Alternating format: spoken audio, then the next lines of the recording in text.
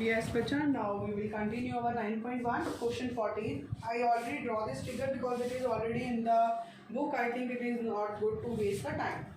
See, read the statement. A 1.2 meter tall girl spots a balloon, मतलब उसने balloon देखा moving with the wind in a horizontal line. This is a horizontal line at a height of 88.2 meter from the ground. So ये पूरी की पूरी height कितनी होगी? 88.2 meter.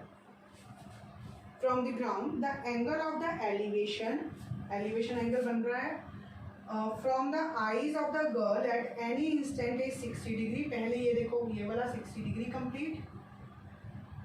After some time the angle of the elevation reduces to 30 degree. ये reduce होके 30 degree आ गया.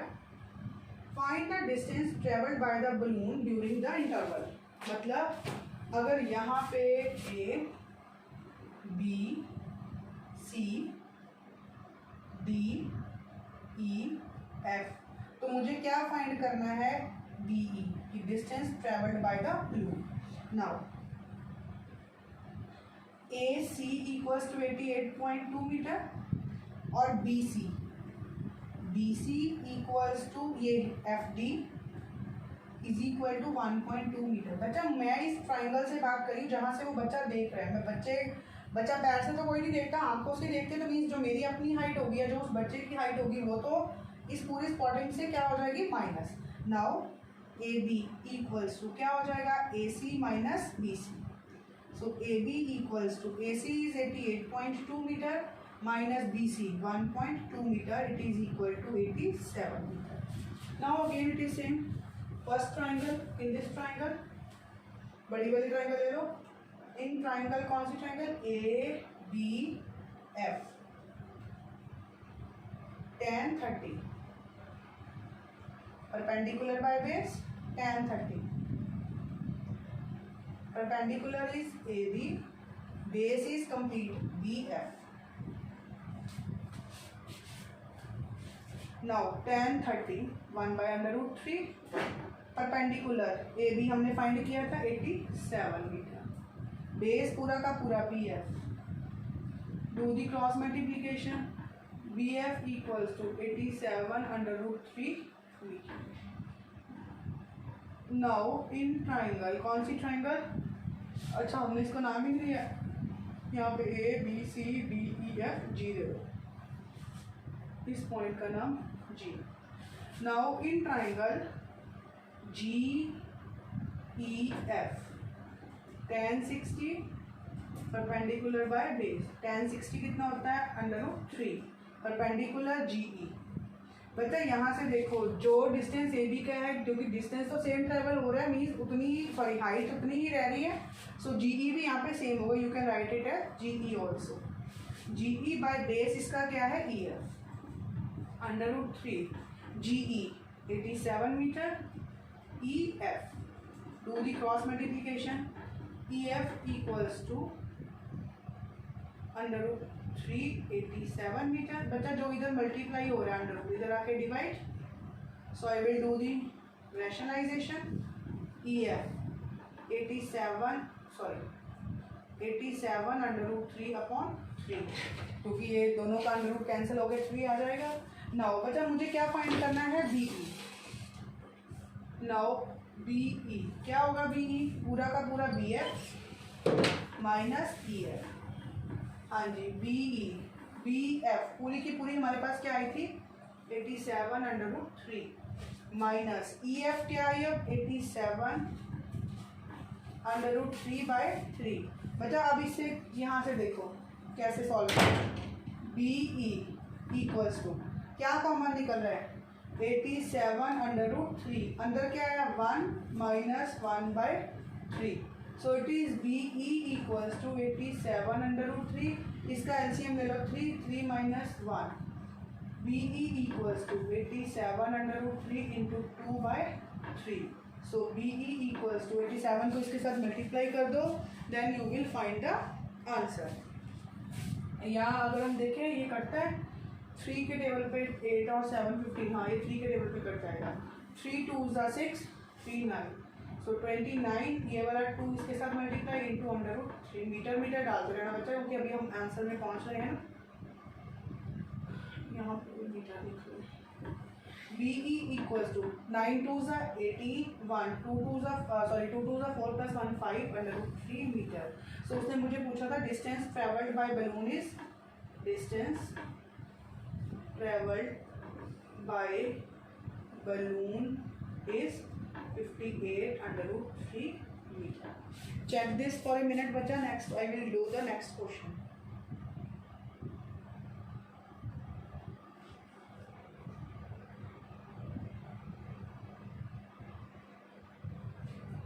बच्चा I am going to raise that one.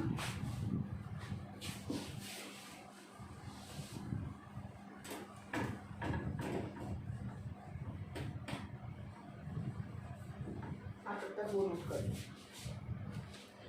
Question 15, a straight highway leads to the foot of a tower. तो ये straight highway है, it leads to the foot of a tower, इसका मतलब ये टावर है। A man is standing at the top of the tower, यहाँ पे बंदा खड़ा है, इसका मतलब एंगल ऑफ डिप्रेशन बनेगा। डिप्रेशन बनेगा तो मीन्स क्या है, एंगल ऑफ एलिवेशन तो ऑटोमेटिकली अल्टरनेटिव एंगल से बन गया, तो मैंने ये बना दिया, मुझे पता है कि ऐसे ही बनेगा फिगर, ठीक है। अब this is the line of sight. Now what they are saying, a man standing at the top of the tower observe at a angle of 30 degree depression, ये 30 डिग्री बना, तो इसका मतलब इतना भी 30 डिग्री आ गया। Which is approaching the foot of the tower with at uniform speed. Now 6 second later, 6 second के बाद the angle of the depression of the car found to be 60 degree. Okay, ये वाला एंगल मेरा पूरा का पूरा आ गया 60 degree. Find the time taken by the car to reach at the foot of the tower. बेटा अब देखो, मुझे A B C D ये सारा कुछ फाइंड करना है। यहाँ पे मुझे टाइम गिवन है, पहले तो ये लेके चलो, let the height of the tower is H, is AB से H, मैंने इसको A B लेके H बोल दिया। अब क्या बोला है उसने, distance, late the speed of the car, क्योंकि उसने स्पीड की बात की है तो मुझे स्पीड देनी पड़ेगी। स्पीड ऑफ द कार भी x मीटर पर second. Why I have taken metre, क्योंकि उसने मुझे ये जो दिया है, चेक करो, वो मीटर्स में है। चेक इट, सॉरी, उसने मुझे जो टाइम दिया है वो सेकेंड्स में है। बच्चा किलोमीटर के साथ आर आएगा, मीटर के साथ क्या आएगा, सेकंड आएगा। उसने खुद बोला है 6 सेकेंड्स लेटर, तो मैंने मीटर के साथ उसको सेकंड ले लिया। Now the let the speed of the car be this. बच्चा ये डिस्टेंस ट्रैवल किया, C distance is equal to speed into time, distance C D is equal to speed कितनी है उसने खुद बोला है 6 सेकेंड, 6s इंटू टाइम कितना हमने बोला है उसने, distance is equal to speed into time, sorry speed is x, this time कितना लिया 6, तो that implies C D is equal to 6x। Let the distance, यहाँ से इसकी स्पीड या डिस्टेंस, सीधा डिस्टेंस ही ले लें। Let the distance of B C B T, ठीक है। नाउ अगेन वो ट्रायंगल लेके चलो, I am going to raise it. बच्चा बस अब 2 क्वेश्चन बचे हैं, कि ये वाला है, एक लास्ट वाला इजी है, कॉम्प्लीमेंट्री एंगल है, इसी को ध्यान से समझ लो। मैं दोबारा स्टेटमेंट रीड कर देती हूँ ताकि कोई कंफ्यूजन ना आए, ठीक है। लेट, या डिस्टेंस ले लो या टाइम ले लो, कुछ भी ले लो, कि स्पीड तो यूनिफॉर्म ही चल रही है, तो मैं ले लेती हूँ let the time taken to cover या to travel from C to B, BT। Speed तो यूनिफॉर्म उसने खुद ही बोला ना, यूनिफॉर्म स्पीड भी, सो BC। सो अभी आप सीधा लिख सकते हो T इंटू एक्स, क्योंकि आपने एक बार यहाँ पे फॉर्मूला लगा दिया। Again I will explain this question. क्या बोला है उसने, कि कोई पर्सन है, वो कोई एक हाईवे है, वो it leads to the foot of the tower. यहाँ पे टार का फुट आ गया। कोई पर्सन यहाँ पे खड़ा है, वो देख रहा है कि एंगल ऑफ डिप्रेशन क्या बन रहा है, 30 बन रहा है और एक थोड़ी देर बाद 60। मीन्स एक कार मूव कर रही थी, उसने उस पर कॉन्सेंट्रेट किया और उसका पहले एंगल 30 बना, फिर एंगल क्या बना, 60 बना। फिर उसने क्या बोला कि जो ये कार मूव कर रही है, it moves at the speed of 6 second.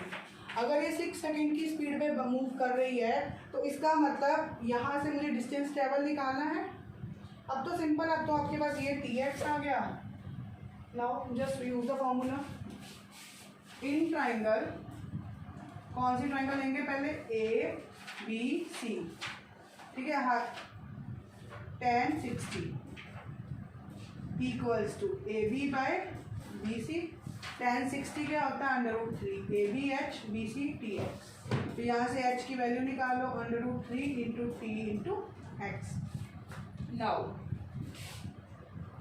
In triangle A B D tan 30 perpendicular by base. Perpendicular क्या है, ए बी, बेस पूरा का पूरा बी डी। tan 30 क्या होता है, 1/√3 equals to h by B D क्या है बच्चा, पूरी की पूरी B C plus C D. 1/√3 h I have to find B C कितना है, T X plus C D कितना है, 6x। यहाँ से 1/√3 इक्वल्स टू h, इसका नाम दिया 1, इसका नाम दिया 2। फ्रॉम 1 h की वैल्यू क्या है, √ में यहाँ से ये वहाँ पे रब लिख रही हूँ, मतलब ये रब कर रही हूँ यहाँ से ब्लैक बोर्ड सारा।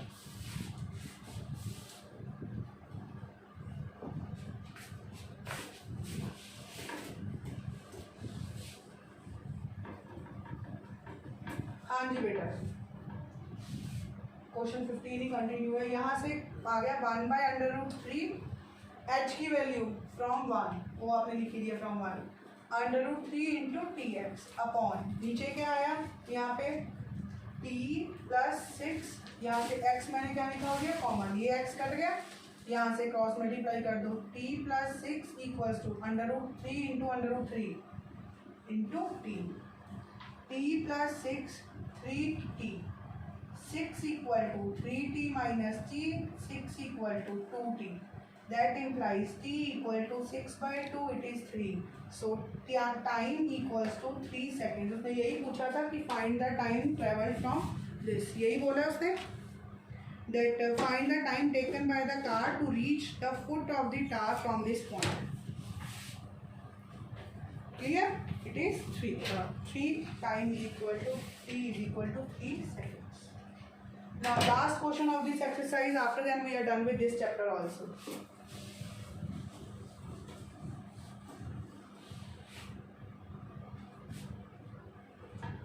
क्वेश्चन 16, बच्चा रीड द स्टेटमेंट। क्या बोला है उसने,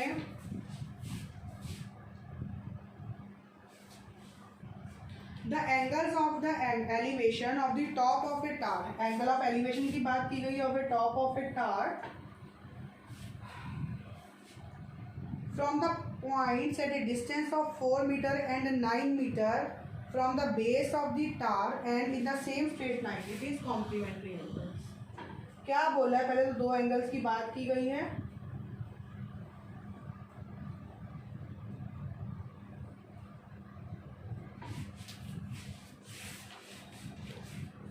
बेस एंगल से ये 4 मीटर दूर है, ये 9 मीटर दूर है, A B C D.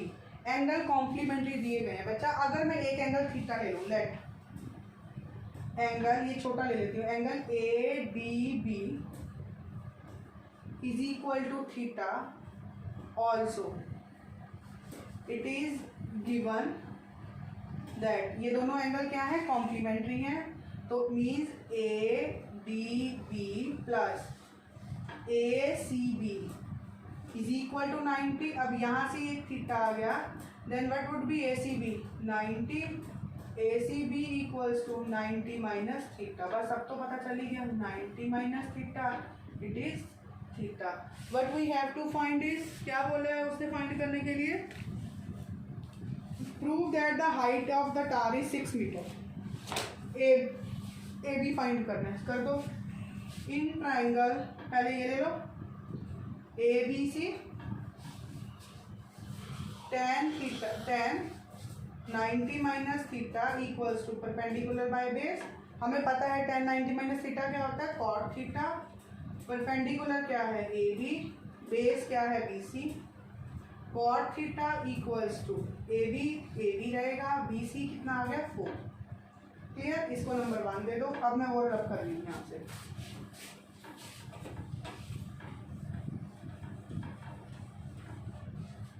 Now in triangle, कौन सी triangle, A B D, tan theta, खुद ही tan थीटा आ रहा है, tan theta equals to A B by base पूरा क्या है, बी डी। tan थीटा रहेगा because we are not having the value of theta.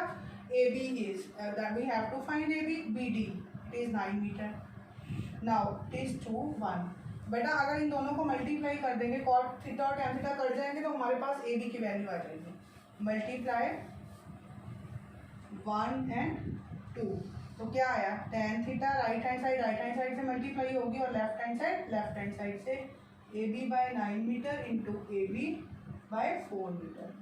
ये tan थीटा हमें पता है रेसिप्रोकल। बच्चा अब इसमें चाहे आइडेंटिटीज मत लिखो, in 8th chapter we already did this thing कि हमें आइडेंटिटीज लिखनी है, बट यहाँ पे now you are using it, तो अब there is no need to write the identities. ये कट गया, बस ये लास्ट चैप्टर बचा। 1 equals to A B whole square equals to 36 metre square.